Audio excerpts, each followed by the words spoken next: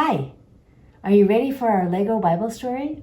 I have my Legos already. I have my Lego-sized Jesus, and we need him for this story today. And I think I have everything I need to begin. I hope you have yours ready too. Today's story comes from the Gospel of John, and it's actually a continuation of what happened on Easter. So earlier in the day, Mary Magdalene had gone to the tomb where Jesus' body had been put, and it wasn't there.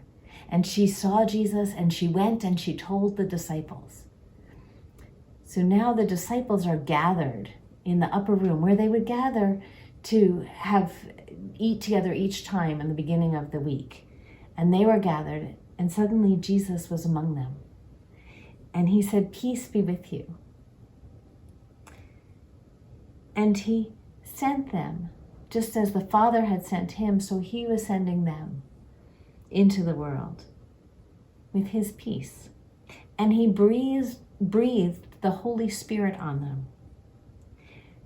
Well, Thomas wasn't with them when they gathered that night. And Thomas said, "Until I can see his hands and the side where the sword was, I'm not going to believe." So the next week they were gathered again, as they did on the first day of the week. And Jesus was suddenly there. And he said to Thomas, "Thomas, do you want to feel my hands and look at my side?" And Thomas said, "Oh, my Lord, my God." And Jesus said, "Blessed are you. Thomas, you believe because you see me, but blessed are those who believe without seeing." I don't know about you, but it doesn't surprise me that Thomas didn't believe. Has anybody ever told you anything so incredible that you couldn't believe it? I bet that when Mary came and told the disciples that she had seen Jesus, they probably didn't really believe her then either. Because that was just so incredible, right? People who are dead stay dead, don't they? They don't just come alive again. But that's what the resurrection was, that Jesus was alive again. He had been dead, and now he was alive. And so Thomas didn't believe that either. But I wonder if you would have believed it if you hadn't seen it. We kind of say, every Easter we say, "The Lord is risen, the Lord is risen indeed," or Christ is risen indeed. But we're used to that. We've heard it for a long time. I wonder what it was like for those first friends of Jesus who, even though Jesus had talked about it, it still wasn't anything they would know. They must have been terribly surprised. And they gathered. I made the table too big.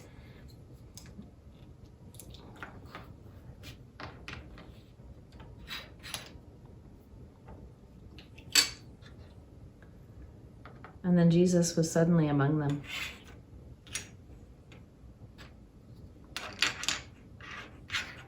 Wonder what it would be like if you saw somebody who you loved, who had just died, who was suddenly alive again.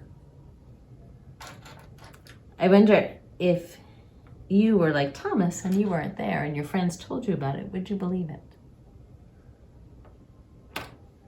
I wonder what it means that Jesus said, "Peace be with you." I wonder what kind of peace that is. It would seem more like just like deeper than the peace we pass when we're at church together. Deeper than kind of flashing a peace sign at somebody. But I think it's the peace that fills you all the way up. That from the inside out kind of makes you know that things will be okay, even if they're not.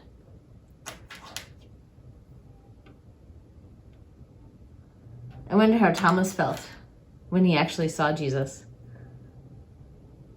And it didn't sound like Jesus was making fun of him or was mad at him for not believing.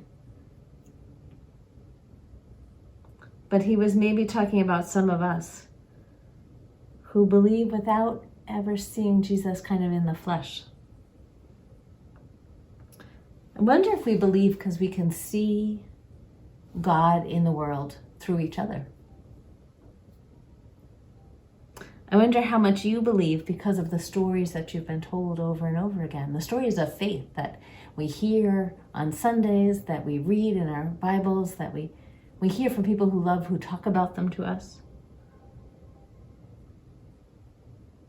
I wonder what it means to you to have that peace. I wonder what it means that Jesus sent them out.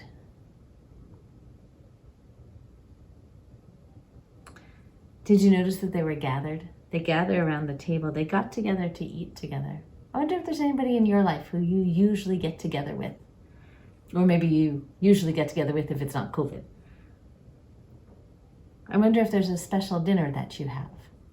A time that everybody in your house is together.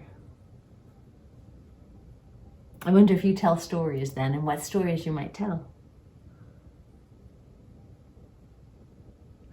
I wonder if they went out the way that Jesus said, because Jesus sent them out, and it seemed like for the first week they didn't.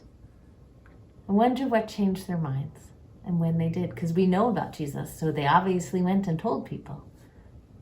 I wonder if the Holy Spirit that Jesus breathed on them helped, but maybe it took a little bit.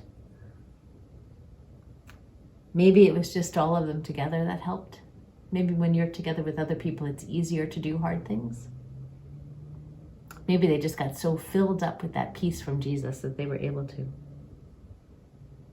I wonder what you think. I wonder what you will build with your Lego.